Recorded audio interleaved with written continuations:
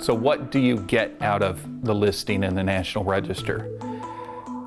For most people, listing in the National Register is primarily an honorific. It's an acknowledgement by the federal government, by your state government, often your local government, that your property is important to our history.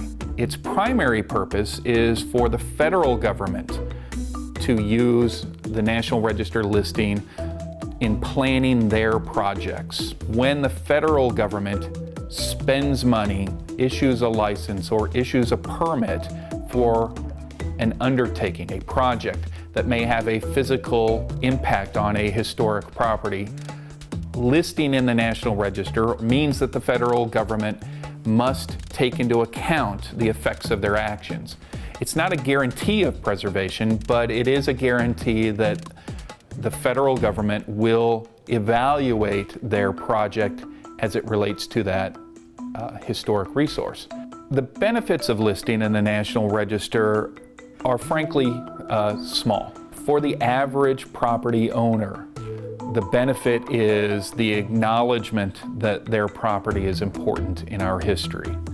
If that property is income producing, one benefit is that that property may be eligible for certain tax credits through the federal government if that property owner wishes to rehabilitate their income producing property.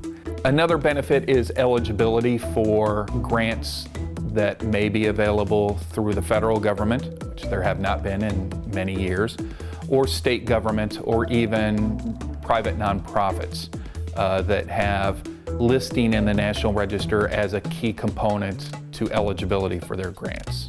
Does National Register listing protect properties from being demolished? No.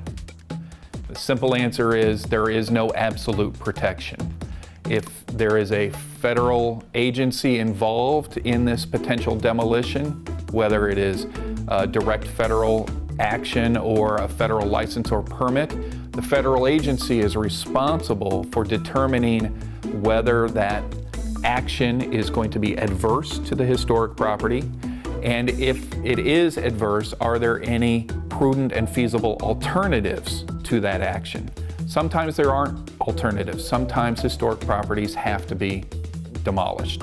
And so the National Register is there to first make the federal government contemplate what they're doing, and it also serves as a document for a property that may no longer exist.